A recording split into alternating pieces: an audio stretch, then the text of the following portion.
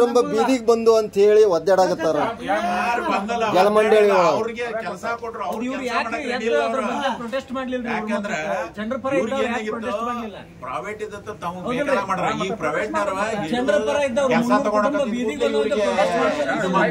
ಕೆಲಸ ಮಾಡಕ್ ಬಂದ್ರ ಬಂತ ಇವ್ರಿಗೆ ಅದ್ರೊಳಗೆ ಇವ್ರಿಗೆ ಪಾಲೈತೇನೋ ಅಂದಂಗ ಪಾಲ್ಗಾರ ಮಾತವ್ರೆ ಟೈಮ್ ಸರಿ ಕೆಲಸ ಮಾಡಕ್ ಬಂದಾವು ಅಂತ ಹೇಳಿ ಕಾಂಗ್ರೆಸ್ನವರು ಯಾವಾಗ ಅವಾಗ ನೀರ್ ಬಿಡೋರ.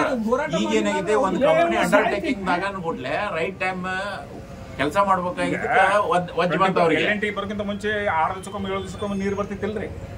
ಓಡಿ ಓಡಿ ನೀರ್ ಬರ್ತಾವ ಮನೆಗೆ. ಇವಾಗ 24 ಅವರ್ಸ್ ಬರಗಾಲ ಇದ್ರು ಕಂಟಿನ್ಯೂ ನೀರ್ ಕೊಟ್ಟವಿಲ್ಲ. ಎಲ್ಲಿಂದ ಬಂತ? ಎಲ್ಲಿಂದ ಬಂತ? ಅವಾಗ ಬಂದ 6 ದಿವಸಕ್ಕೊಮ್ಮೆ 7 ದಿವಸಕ್ಕೊಮ್ಮೆ 2 ದಿವಸಕ್ಕೊಮ್ಮೆ ನೀರ್ ಬರ್ತಿತ್ತಲ್ಲ.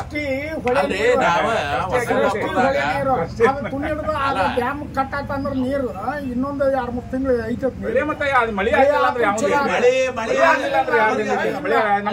ನೀರ್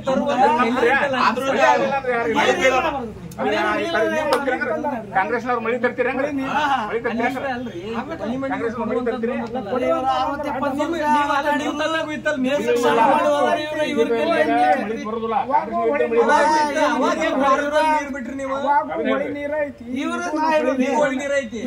ಸುಳ್ಳು ಸರದಾರ ಅಂತ ಹೇಳಿ ಯಾಕಂತಾರಂದ್ರೆ ಈ ತರ ಬರೀ ಸುಳ್ಳು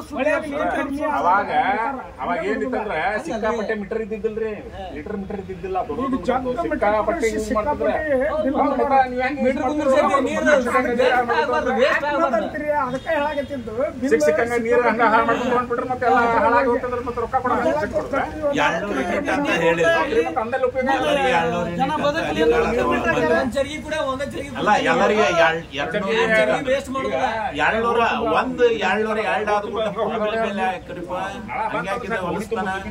ಕೊಡಂಗಿದ್ರೆ 200 ಯೂನಿಟ್ ಎಲ್ಲರಿಗೆ ಕೊಡೋದು.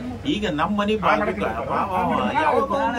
220-230 ಯೂನಿಟ್ ಹೋಗ್ತಾವ. ಪಾಪ ಹಿಂಗ 4,000 ತುಂಬ್ತಾನ. ನಮ್ಮೆಲ್ಲ ಕೆಳಗಿದ್ದು ಒಳಗಿದ್ರೆ ಕರೆಕ್ಟ್ ಎಲ್ಲರಿಗೆ ಕೊಡ್ಬೇಕು ಸಮಾನವಾಗಿ. ಅಲ್ಲ ಪಾಪ 210 ಫುಲ್ ಬಿಲ್ ತುಂಬಂದ್ರೆ ಯಾವ ನ್ಯಾಯ? ಮತ್ತ ಅದು ಬಿಜೆಪಿ ಸರ್ಕಾರ ಇದ್ದಾಗ ಇದು ನವಲಗುಂದದ್ದು ಹೋರಾಟ ಯಾಕೆ ಅದನ್ನ ಮಾಡ್ಲಿಲ್ಲ? ಯಪ್ಪ ಯಾವ್ದು ಮಾಡಕ್ ಆಗದಲ್ರಿ ಬಿಜೆಪಿ ಅವ್ರಿಗೆ. ಯಾವ್ದು ಮಾಡಿಲ್ಲ. ಸುಮ್ಮನೆ ಇದ್ದಿದ್ದು ಎಲ್ಲ ಕಂಪ್ನಿಗೆ ಎಲ್ಲಾನು ಕರ್ನಾಟಕ ರಾಜ್ಯ ದೇಶದನ್ನು ಮಾರಾಕತ್ತಾರ. ಎಲ್ಲ ಗೊತ್ತೈತಿ. ಆ ಮಹದಾಯಿನು ಪ್ರೈವೇಟ್ ಮಾಡೋರ ಮತ್ತೆ ರೈಲ್ವೆ ಮಾರ್ಯಾರ, LNT ಮಾಡ್ಯಾರ, KB ಮಾರ್ಯಾರ. ಕೆಲವೊಂದು ನಮ್ದು ಧಾರವಾಡದಾಗ ಇದ್ದಂತ ಆಫೀಸ್ ಹೋಗಿ ಬೆಳಗಾವಿಗೆ ಹೋಗದಾರ. ಎಲ್ಲಾನು ಮಾರ್ಯಾರ. ಇನ್ನೂ ಏನ್ ಮಾಡ್ಬೇಕಂತಾರು ಇನ್ನೂ ಬರ್ತೈತಿ. ಇನ್ನು ಮುಂದೆ ಗೊತ್ತ. ಇವ್ರು ಗೌರ್ಮೆಂಟ್ ಇದ್ದು ಮತ್ತೆ ಇವ್ರು ಮಾಡ್ಬೇಕಾಗಿಲ್ಲ. ನಿಮ್ ಪ್ರಕಾರ ಈ ಮಹದಾಯಿನು ಪ್ರೈವೇಟ್ ಮಾಡೋರು ನಿಮ್ ಮಾತಿಗೆ ಉತ್ತರ ನಾನು ಹೇಳ್ತೀನಿ. ಇವ್ರು ಗೌರ್ಮೆಂಟ್ ಬಿಜೆಪಿ ಸರ್ಕಾರ ಎಷ್ಟು ವರ್ಷ ಆತ ಇಲ್ಲಿ ಬಂದ ಅಧಿಕಾರಕ್ಕೆ? 10 ವರ್ಷ ಸೆಂಟ್ರಲ್ದಾಗ ಬಂದ. 10 ವರ್ಷ ಆತ. ಇನ್ನು ಅನ್ನತ್ತಿದ್ ಮಹಾದೇವ ಹೋರಾಟ ಎಷ್ಟು ವರ್ಷದಿಂದ ನಡೆಯತೈತಿ? ಎಷ್ಟು ವರ್ಷದಿಂದ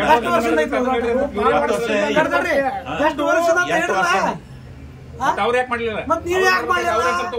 ನೀವ್ ಯಾಕೆ ಮಾಡಿಲ್ರಿ? ಈಗ ರಾಜಕೀಯ ಮಾಡೋರಷ್ಟ ನೀವು ಅವ್ರ ಮೇಲೆ ಹಾಕಿ ಇವ್ರ ಮೇಲೆ ಹಾಕಿ ರಾಜಕೀಯ ಮಾಡೋರಷ್ಟ ನೀವು. ಜನಕ್ಕಾಗಿ ದುಡಿರಿ, ಜನಕ್ಕಾಗಿ ದುಡಿರಿ ನೀವು. ಇವ್ರು 70 ವರ್ಷ ಮಾಡಿದಾಗ ಇವ್ರು ತಮ್ಮ ಹೆಸರು ಮಾಡ್ಕೋಬೇಕೈತೆ. ಯಾಕೆ ಮಾಡಿಲ್ಲ ಇವ್ರು? ನೀವ್ ಯಾಕೆ ಮಾಡಿದ? ಭೂಮಿ ದೊಡ್ಡದು, ಜನಸಂಖ್ಯೆ ಸಾಣದ.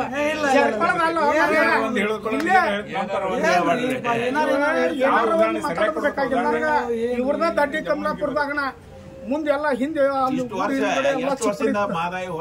ಏನ್ರಿ ಅದು ಸಾಗಾವಳಿ ಮಾಡ್ಕೊಂತ ಈಗ ಎಲ್ಲಾನು ನರಗುಂದ ಬಂಡ ಯಾವಾಗಿಂದ ಎಲ್ಲಿ ಆದ್ರೂ ಜನಸಂಖ್ಯೆ ಗುಡಿ ಕಟ್ಟಕ 1 ರೂಪಾಯಿ ಗೌರ್ಮೆಂಟ್ ಹಾಕಿಲ್ಲ.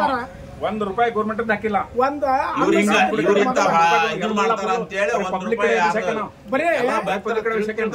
ಅನ್ನಾರ ನಾವು ಸಣ್ಣಂದಿರ್ತ ಕೆಲವೊಂದು 110 ಮಂದಿ ರೈತರು ಅಷ್ಟೇ ಬೆಳೆ ಹೋಗ್ತಿದ್ರು. ಅವ್ರ ಮನ್ಯಾಗ ಅಷ್ಟೇ ಇನ್ನು ಉಳ್ದವ್ರು ಅಂತೇಳಿ ಇದ್ದಿರ್ತಿಲ್ಲ. ಪರಿಸ್ಥಿತಿ ಗಂಭೀರ. ಇದು ಬರ್ತಾ ಬರ್ತಾ ಏನಾಗತ್ತೆ ಅಂದ್ರೆ ಅದನ್ನ ಸಾಗುವಳಿ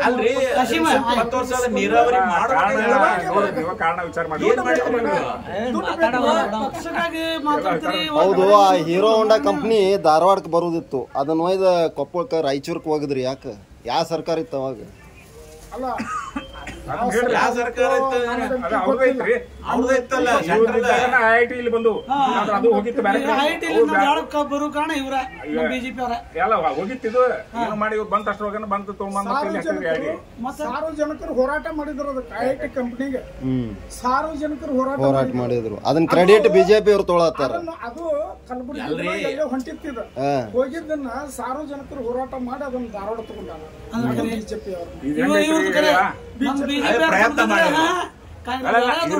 ಈಗ ಏನೈತ್ರಿ ಒಂದ್ ಈಗ ನಡೆಯುವ ವಿಶ್ಲೇಷಣೆ ಏನ್ರಿಪಾ ಅಂದ್ರೆ ಕಾಂಗ್ರೆಸ್ ಗೌರ್ಮೆಂಟ್ ಚಲೋ ಏನಾಗಿರ್ತಾವ ಅವೆಲ್ಲ ಅವ್ರು ಮಾಡಿದ್ದು, ಕೆಟ್ಟದ್ದು ಅಥವಾ ಏನಾರ ಇದ್ರೆ ಬಿಜೆಪಿ ಗೌರ್ಮೆಂಟ್ ಮಾಡಿದ್ರು, ಬಿಜೆಪಿ ಗೌರ್ಮೆಂಟ್ ಮಾಡುದು.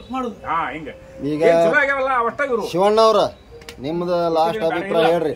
ಕಾಂಗ್ರೆಸ್ ಬಂದ್ರ ದೇಶ ಉದ್ಧಾರ ಆಗ್ತಿತ್ತು, ಬಿಜೆಪಿ ಬಂದ್ರ ದೇಶ ಹಾಳಾಗ್ತದೋ ಹೆಂಗ? ನಿಮ್ದು ಏನ್ ಅಭಿಪ್ರಾಯ? ನಿಶ್ಚಿತ ನಾವು ಒಟ್ಟಾರೆ ಮೋದಿ ಇರೋ ಮಠ ಏನೈತಲ್ರಿ ಈ ದೇಶ ಪೂರ್ಣ ಮಾರಿ ಹೋಗೋ ಮಠ ಪಾಪ ಕರೆಕ್ಟ್ ಮಾರಿದಕ್ಕ ಈಗ 5ನೇ ಸ್ಥಾನ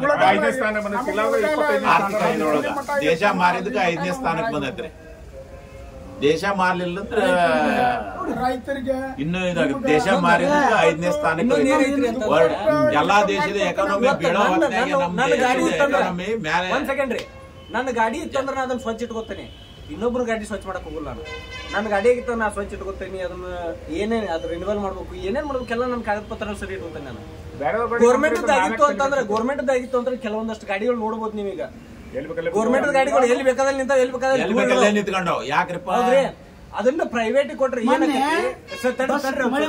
ತಡ್ರಿ, ಅದನ್ನ ಪ್ರೈವೇಟ್ ಕೊಟ್ರೆ ಏನಕತಿ, ಪ್ರೈವೇಟ್ ನಾವ ಇನ್ನೂ ಎಕ್ಸ್ಟ್ರಾ ರೊಕ್ಕ ಹಾಕ್ಬೇಕ ತಡಿಪ, ಅದನ್ನ ಚಲೋ ಇಟ್ಕೊಂಡು ಹೋಗುವಂತೆ ಅದನ್ನ ಚಲೋ ಇಟ್ಕೊತಾನ. ಅಂದ್ರೆ ಎಲ್ಲಿ ಸಿಕ್ಕಲ್ಲಿ ಉಗುಳಿರ್ತಾರ ಅದನ್ನ ತೊಳೆಯುವಂತ ವ್ಯವಸ್ಥೆ ಮಾಡ್ತಾನವ. ಗೌರ್ಮೆಂಟ್ ಆಗಿತ್ತು ಅಂತಂದ್ರೆ ಎಲ್ಲಿ ಬೇಕಾದಲ್ಲಿ ಮೂಲ್ಯಾಗ ಉಗುಳ್ತೀವಿ. ಇವ್ರ ಏನ್ ಹೇಳ್ತಾರ, ಗೌರ್ಮೆಂಟ್ ದವರು ಸರಿಯಾಗಿ ಇಟ್ಕೊಳ್ಳೋದಿಲ್ಲ, ಅದಕ್ಕೆ ನಾವು ಪ್ರೈವೇಟ್ ದವ್ರಿಗೆ ಕೊಡ್ತೇವೆ ಅನ್ನತ್ತಾರ. ಅದಕ್ಕೆ ನಾವು ಪ್ರೈವೇಟ್ ದವ್ರಿಗೆ ಕೊಡ್ತೇವೆ ಅಂತಾರ. ಅದನ್ನ ಅಲ್ಲಿ ಉಗುಳಕತ್ತಾರ, ದಂಡ ಹಾಕತ್ತಾರ, ಉಳಿದ್ ಬಿಟ್ಟೇವಿ. ಗಾಡಿ ಸ್ವಚ್ಛ ಇಡ್ತಾರೆ, ಗಾಡಿ ಸ್ವಚ್ಛ ಇಟ್ಕೊಂಡಿವಿ, ಗಾಡಿ ಒರೆಸ್ಕೊತಾರೆ. ತಹಸೀಲ್ದಾರ್ ಆಫೀಸ್ನಾಗ ಒಂದು ಗೌರ್ಮೆಂಟ್ ಕೆಲಸ ಏನೋ ಒಂದು ಕೆಲಸ ಇರ್ತೈತಿ, ಅಲ್ಲಿಗೆ ನಾವು ಬಂದಿರ್ತೀವಿ. ಸರ್ಕಾರಿ ಅಧಿಕಾರಿ ಅದಾನ ಅಂದ್ರೆ ಏನಕ್ಕೈತೆ ಅಂದ್ರೆ ಅವನಿಗೆ ಹೆದರಿಕೆ ಇರ್ತೈತಿ. ಏನೋ ಒಂದು ನಾವು ಕೇಳಿದ್ದಕ್ಕೆ ಉತ್ತರ ಕೊಡಬೇಕು, ಅದಕ್ಕೆ ಸರಿಯಾದ ಸ್ಪಂದಿಸ್ಬೇಕು. ಅದನ್ನ ತಹಸೀಲ್ದಾರ್ ಆಫೀಸ್ ಬೇರೆದವ್ರಿಗೆ ಯಾರಿಗಾರ ಒಬ್ಬ ರೆಡ್ಡಿ ಸಾಹೇಬನಂತವ್ರಿಗೆ ಮಾರಿಬಿಟ್ರಿ ಏನಕ್ಕೈತೆ ಅಂದ್ರೆ ನೀ ಏನು ಮಾಡ್ತೀವಿ ಮಾಡ್ಕೊಳ್ಳೋಗಲೇ ನೀವಂತ ಹೇಳ್ತಾರೆ. ಅವಾಗ ನಾವು ಮುಚ್ಕೊಂಡು ಹೋಗ್ಬೇಕು. ಅಂದ್ರೆ ಸರ್ಕಾರ ಪ್ರೈವೇಟ್ ಮಾಡಬಾರ್ದು, ಸರ್ಕಾರದವರೇ ಯಾವ್ದನ್ನ ಮಾರಬಾರ್ದು ತಹಸೀಲ್ದಾರ್ ಆಫೀಸ್ ಹೆಂಗ್ ಮಾರಕ್ ಬರ್ತೈತ್ರಿ ಇದು? ಸಾರ್ವಜನಿಕ ಅದು ಒಂದು ಕಂಪನಿ, ಅದು ಅಲ್ಲಿ ಒಂದು ಪ್ರೊಡಕ್ಷನ್ ಆಗ್ತತಿ. ಅಂದ್ರೆ ಇನ್ನೇನು ಬಿಜೆಪಿ ಸರ್ಕಾರ ಬಂತಂದ್ರ ಪ್ರೈವೇಟ್ ಎಲ್ಲಾ ಪ್ರೈವೇಟ್ ಆಗ್ತಾವ. ಇಂಪ್ರೂವ್ಮೆಂಟ್ ಮತ್ತು ಬ್ರಿಟಿಷರ್ ಕೈಯಾಗ ಹೋಗ್ತದ. ಅಂದ್ರೆ ಇಂಡಿಯಾದ ಬ್ರಿಟಿಷರ್ ಕೈಯಾಗ ಹೋಗ್ತದ ನಿಮ್ ಪ್ರಕಾರ? ಅಲ್ಲೇ ನೀವ್ ಹೇಳೋ ಪ್ರಕಾರ ಈಗ ಬಿಜೆಪಿ ಅವರು ಇಂಡಿಯಾದ ಬ್ರಿಟಿಷರ್. ಅವ್ರ ಪಾಪ ಇವರು 70 ವರ್ಷದಿಂದ ಭಾರತೀಯರು ನೋಡ್ರಿ. ಒಬ್ಬ ಅಲ್ಲಿ ಬಾರ್ಡರ್ ಸೈನಿಕರ ಸತ್ರ ಏನೋ ಇದ್ದಿದ್ದಿಲ್ಲ, ಅವ್ರನ್ನ ಹೊಳ್ಳಿ ನೋಡ್ತಿದ್ದಿಲ್ಲ. ಈಗ ಕಡೆಯದು ಒಂದು ಮಾತು ಹೇಳ್ರಿ. ಈಗ ಚರ್ಚೆ ಮುಗಿಲಿ, ನಿಮ್ ಬೇಕಾದ್ರೆ ಹೇಳ್ರಿ ಚರ್ಚೆ ಮುಗಿಲಿ. ಈಗ ನಮ್ಮ ಅಣ್ಣವ್ರ ಅಂದಂಗ ನಮ್ಮ ಮಿಲಿಟರಿ ಒಳಗ ಯಾವ್ದಾರ ಒಂದು ನಮ್ಮ ವೈಕರ್ಗೆ ಗುಂಡ್ ಹಾಕಿದಂದ್ರೆ ಹೊರಗಿನಾರ ಇವ್ರ ಪರ್ಮಿಷನ್ ತಗೊಂಡ ಇವ್ರ ಕೈ ಕಾಲು ಬಿದ್ದ ಇವ್ರ ಅಂದಾಗ ನಾವು ಗುಂಡ್ ಹಾರಿಸ್ಬೇಕಲ್ಲ, ಇಲ್ಲ ನಾವ್ ಸತ್ತ ಬಿಡ್ಬೇಕ. ಅಂದ್ರೆ ಪಾಪ ಅವ್ರ ತಾಯಿ ತಂದಿನಿಲ್ಲ ನೋಡ, ನಮ್ಮನ್ನ ಸೇವಾ ಮಾಡಕ್ ಅವ್ರ ಮೇಲೆ ಹೋಗಿರ್ತಾರ, ಅವ್ರಿಗೆ ಹಿಂದ್ ಮುಂದೆ ಯಾರು ಇಲ್ಲ ಇಲ್ಲ ಛತ್ರ ಸಾಯೋಲಕ್ಕ. ಈಗ ನಮ್ಮ ಮೋದಿ ಸಾಹೇಬ್ ಬಿಜೆಪಿ ಅವ್ರಿಗೆ ಈಗ ಇವ್ರು ಎಷ್ಟು ವರ್ಷದಿಂದ ಕೇಳ್ಕೊಂತ ಬಂದ್ರು ಮಾಡ್ಲಿಲ್ಲ. ಇವ್ರು ಯಾಕೆ ಮಾಡ್ಲಿಲ್ರಪ್ಪ? ಇವ್ರು ಬಂದ ಮೇಲೆ ಮಾಡ್ಬೇಕಾ? ಎಷ್ಟು ವರ್ಷದಿಂದ ಕೇಳ್ಕೊಂತ ಬಂದ್ರು ಅದಕ್ಕೆ. ಈಗ ಸರ್ಕಾರಿ ತಹಸೀಲ್ದಾರ್ ಆಫೀಸ್ ಹೆಂಗ್ ಮಾರಕ್ ಬರ್ತೈತಿ ಅದನ್ನ ಹೇಳ್ರಿ.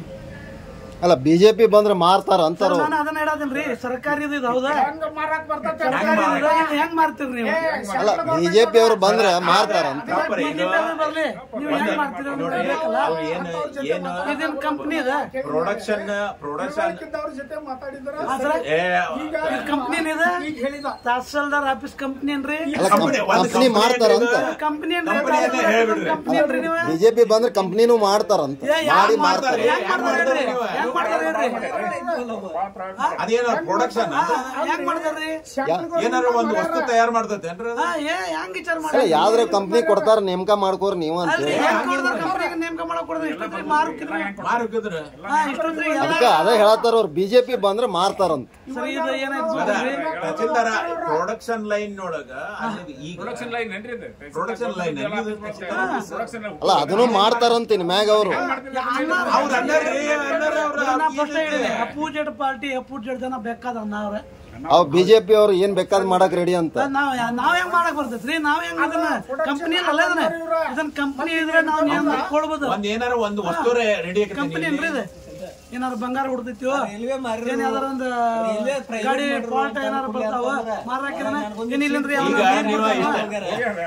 ಅಲ್ಲ ರೈಲ್ವೆ ಈಗ ನೀವ್ ಇಷ್ಟ ಎಲ್ಲಾ ಸ್ಟೇಷನ್ ಅಡ್ಡಾಡಿ ಬಂದಿರಿ, ಎಷ್ಟು ಸ್ಟೇಷನ್ ಯಾವ ರೀತಿ ಇಂಪ್ರೂವ್ಮೆಂಟ್ ಆಗಿ ಒಮ್ಮೆ ನೋಡಿ ಬರ್ಬೋದು. ಈಗ ಬಿಜೆಪಿ ಅವ್ರು ಮುಸ್ಲಿಂ ರೂಟ್ ತಗೊಳ್ಳೋದಿಲ್ಲ ಅಂತ ಏನ್ ಗ್ಯಾರಂಟಿ?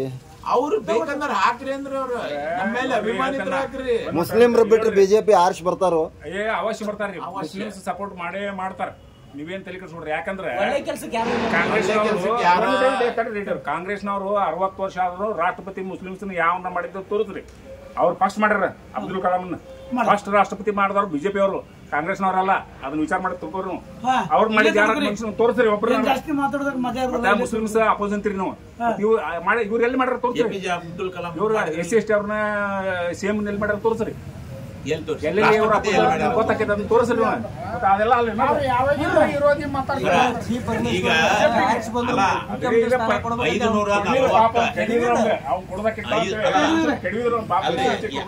ಕಾಂಗ್ರೆಸ್ ಇಷ್ಟು ವರ್ಷ ಇತಿಹಾಸದೊಳಗ 545 MLAಗಳು SC ST ಗಳು ಆಗಿದ್ದೇ ಇಲ್ಲ. ರಾಷ್ಟ್ರಪತಿ ಮಾಡಿ 79 MP ಗಳು ಅದಾರ.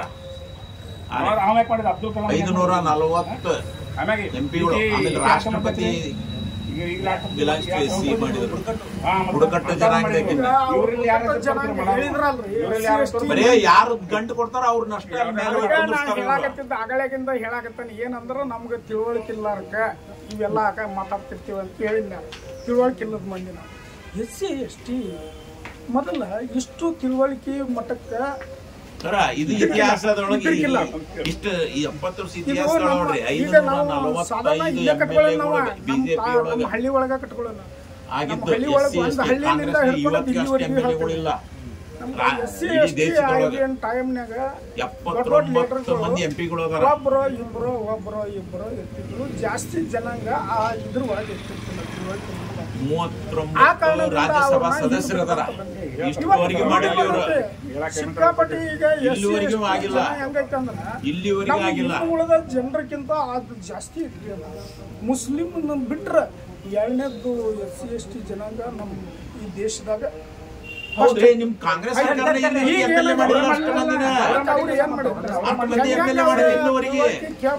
ಹೇಳ್ಕೊಂತ ಬಂದ್ರ 540 ಈಗ ಹುದ್ದೆ ಕೊಡಬೇಕಲ್ಲ.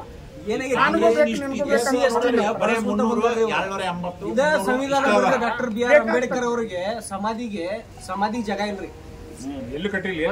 ಹೊಳಿ ಇದ್ರೊಳಗ ಸುಟ್ಟಾರ ಅವ್ರನ್ನ, ಸಮುದ್ರ ಕಡಲ್ ತೀರದೊಳಗ ಸುಟ್ಟಾರ ಅವ್ರನ್ನ. ಈಗ ನೋಡ್ರಿ ನೀವು ಇದು ಯಾರು ಇಂದಿರಾ ಗಾಂಧಿಗೆ ಸಮಾಧಿಗೆ ಜಾಗ ತಗೋರಿ. ಈಗ